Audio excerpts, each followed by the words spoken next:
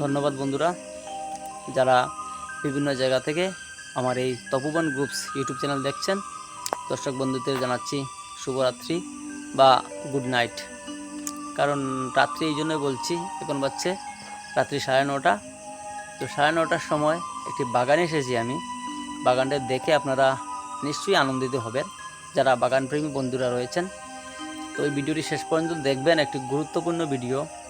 এখন শীত ঢুকছে ভাব, এই সময় ক্রিসেন্থামাম বা চন্দ্রমল্লিকার যে বাহার, যে কোয়ালিটি রয়েছে, যে গাছ রয়েছে, যেভাবে চাষ হচ্ছে, একদম ফার্স্ট থেকে লাস্ট পর্যন্ত আমি আপনাদের দেখাবো। গাছটা একদম ছোটো থেকে বড় কীভাবে হয়, তো বিভিন্ন ভিডিওর মধ্যে দেখাবো। তো এই ভিডিওর মধ্যে শুধু এই বাগানটার মধ্যে চন্দ্রমল্লিকা, আর এই বাগানের মধ্যে দেখুন লাইট জ্বলে রয়েছে রাত্রিবেলা। কারণ হচ্ছে, এর একটি কারণ রয়েছে, কারণটা আমি বলছি। তো বন্ধুরা, আমি আবার বলে দিই, যদি কাউ আমার এই ভিডিওটি দেখে ভালো লাগে তাহলে অবশ্যই লাইক কমেন্ট করবেন, আর সাবস্ক্রাইব সবাইকে বলবো আমি করে দেওয়ার জন্য। ভিডিওটা দেখে চলে যাবেন না, কারণ নতুন নতুন সুন্দর সুন্দর ভালো ভালো ভিডিও আমার এই চ্যানেল আপনারা পাবেন। গাছ সম্বন্ধীয় পাবেন, শরীরচর্চা সম্বন্ধীয় পাবেন, বিভিন্ন ভালো ভালো ভিডিও পাবেন। তো বন্ধুরা লেগে থাকবেন রাত্রিবেলা। তো শুধু ক্রিসেন্থামামটাই দেখাচ্ছি আপনাদের। এখানের মধ্যে অনেক অনেক ভ্যারাইটি রয়েছে। এটা হচ্ছে পিঙ্ক ভ্যারাইটির কালার আছে, রয়েছে পম রয়েছে, সনোয়াল রয়েছে, বিশেষ করে জার্মান ভ্যারাইটি বা পুনে ভ্যারাইটি। এর মধ্যে 2-3টা কাঠ পুনে রয়েছে, অনেকগুলো ভ্যারাইটির চন্দ্রমল্লিকা রয়েছে।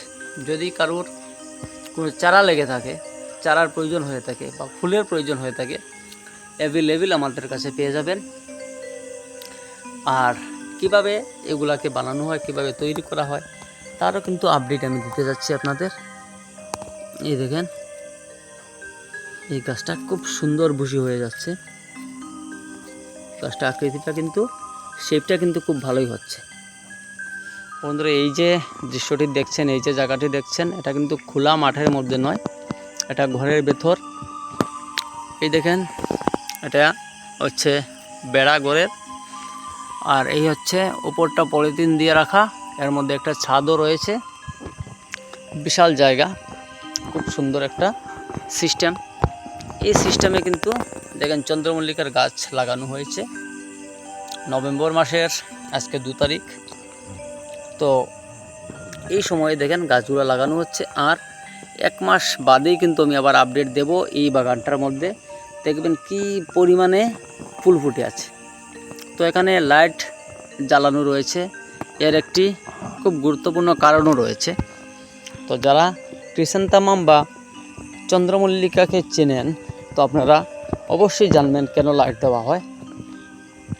আর দেখেন প্রত্যেকটা রোর মধ্যে এরকম করে 2টো লাইন পাইপ বেছানো রয়েছে, আর ওই হচ্ছে মাদার পাইপ, এই পাইপ দিয়ে জল আসে, এক টিপে কিন্তু জলটা দেওয়া হয়ে যায়। আর এখানে দেখতে পাচ্ছেন বিশাল এই শেড কোটটি হচ্ছে 200 স্কোয়ার ফিটের, কতগুলো হবে, প্রায় 10 খানা ঘর এক জায়গায়, 200 স্কোয়ার ফিটের। এই জায়গার মধ্যে শুধু ক্রিসেন্থামাম চাষ হচ্ছে। এবং এটা কোথায় হচ্ছে এটা আমি বলে দিই, যেটাকে আমি বেশি লম্বা করব না। এটা হচ্ছে ত্রিপুরা রাজ্যে এবং উত্তর ত্রিপুরায়।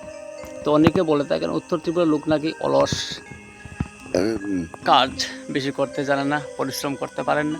তো ওনাদের আমি একবার বলে দিচ্ছি, এই জায়গার লোকও কিন্তু অনেক পরিশ্রম, দিন রাত এক করে কাজ হচ্ছে। লাইট জ্বালানোর 2টো কারণ, একটি কারণ হচ্ছে এখানে লাইট জ্বালিয়ে আমরা রাত্রেবেলা কাজ হয়,